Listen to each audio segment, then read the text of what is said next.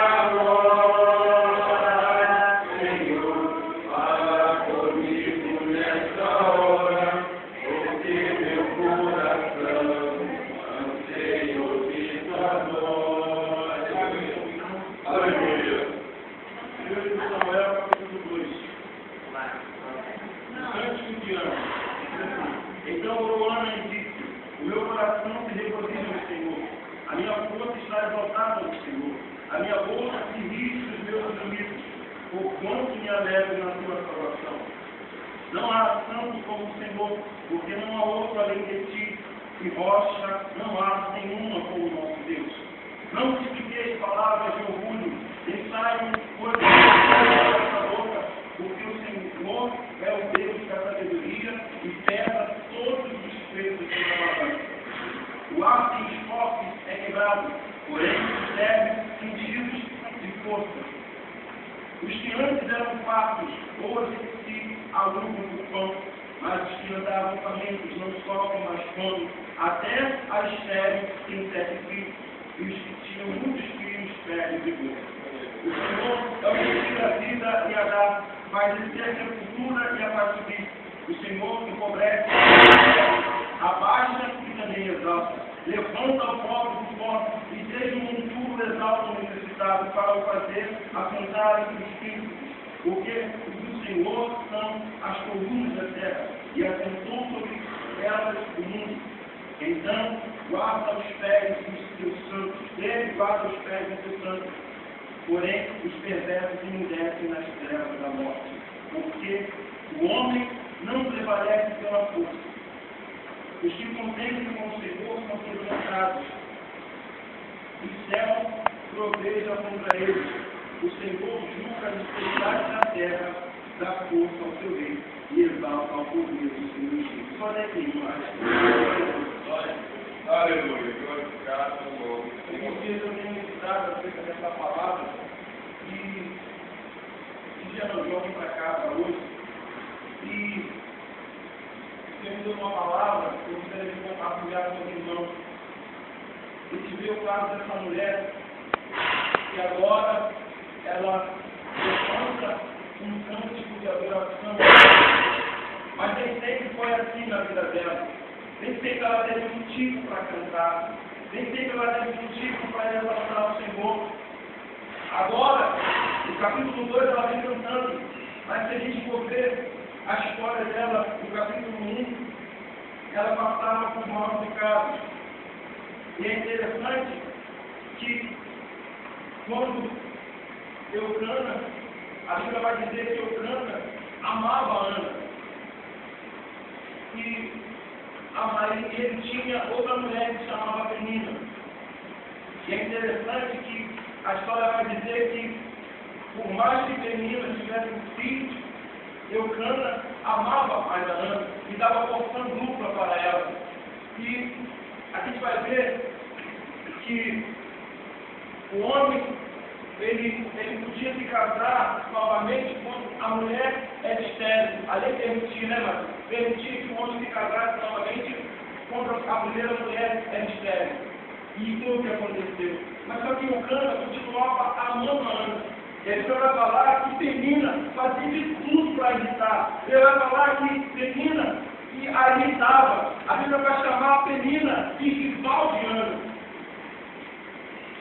E o que me chama a atenção agora é que Penina a irritava.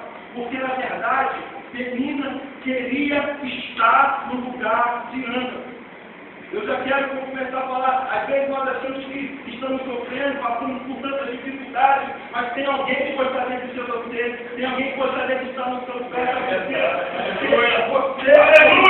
Você é especial, você é amado de Deus. Quantos gostariam de estar no seu lugar? Por mais que sofremos, por mais que passamos tantas dificuldades, alguém gostaria de estar no seu lugar, porque você é uma bênção de Deus. Você é separado pelo às vezes nos queixamos de tantas coisas, mas nós precisamos entender que o Senhor nos ama, Ele nos quer bem, e quantos gostariam de estar no nosso lugar?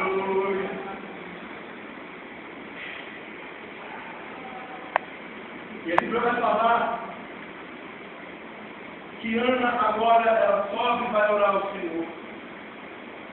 E quando ela vai orar ao Senhor, a Bíblia vai dizer que ela é tida por embriagada pelo profeta Eli.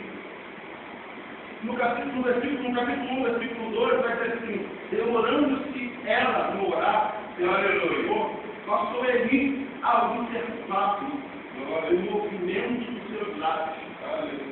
Precisamos entender que nós estamos sendo observados. Ele vai dizer que nós estamos cercados por uma tão grande nuvem de testemunhos, verdade. E o nosso proceder, o nosso falar, o nosso agir, vai ser muito. E agora ela estava sendo observada. E é interessante que nenhum som saía da sua boca. Eu penso que ela estava dizendo no seu íntimo, porque existem coisas nas nossas vidas, irmãos, que nós, infelizmente, acontece isso, pastor. Nós não podemos compartilhar. Porque quando a gente tem um sonho, um projeto, a gente idealiza algo nas nossas vidas, às vezes queremos compartilhar, e às vezes aquela pessoa que a gente compartilha é alguém que vai debochar da nossa fé. Às vezes é alguém que vai achar que nós somos apenas um sonhador, estamos sonhando demais. Mas eu quero dizer uma coisa, meu irmão, tem coisas que nós precisamos chegar diante do espelho e profetizar para nós ver.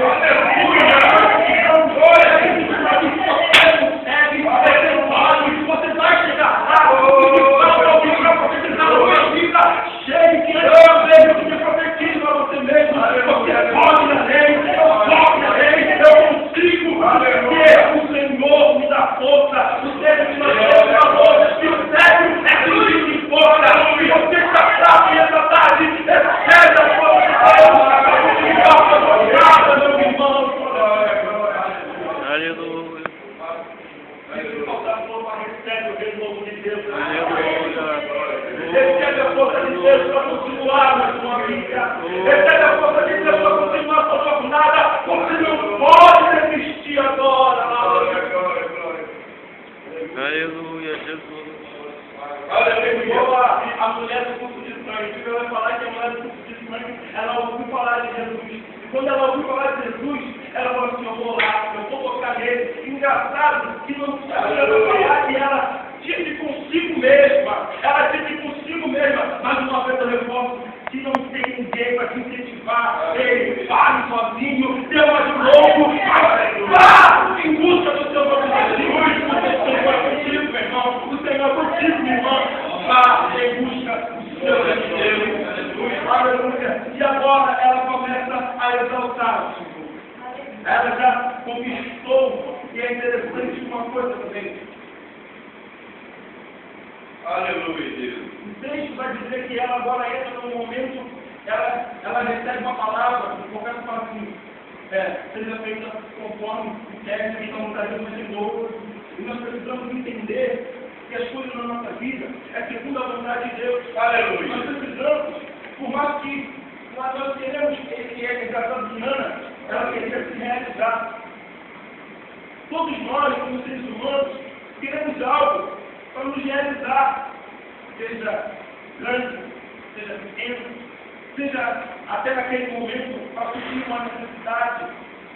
Mas o Senhor, Ele sabe daquilo que nós precisamos. Ele conhece a nossa necessidade. E a nossa necessidade precisa ser de acordo com a sua vontade, segundo o seu querer. E aleluia. E principalmente para glorificar o seu nome.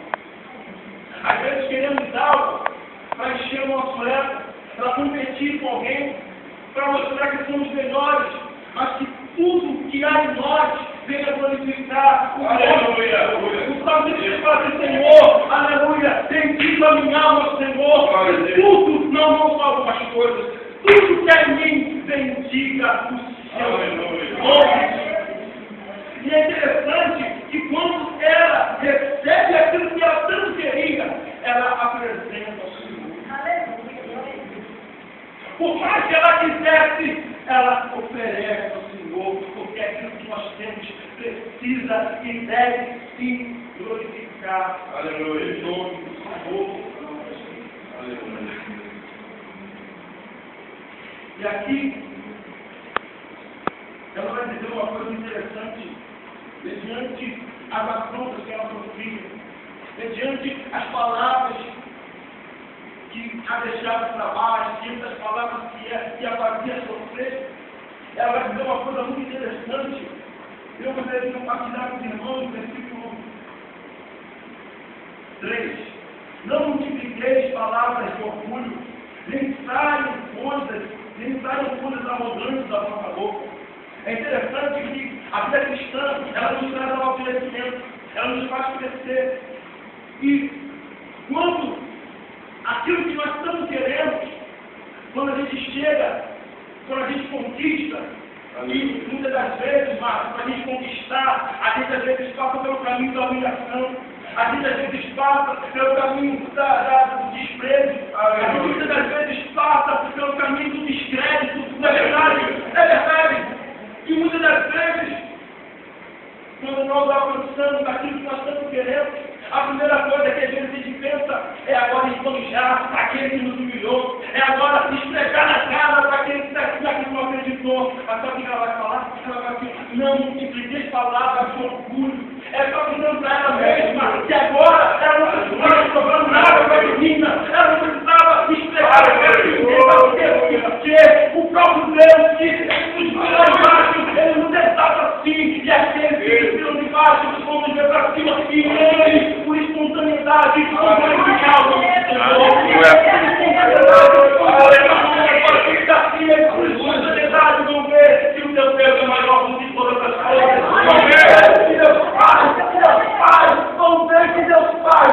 Fala para o teu irmão aí, Deus faz, Deus faz. Aleluia. Às vezes limitamos o poder de Deus, mas Ele faz.